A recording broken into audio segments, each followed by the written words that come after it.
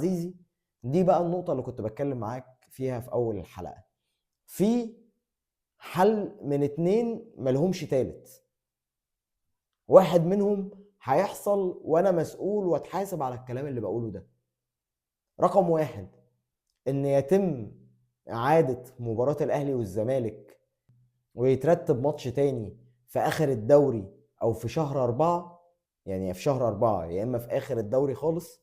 ده احتمال. والاحتمال التاني هو إلغاء بطولة الدوري العام لهذه السنة.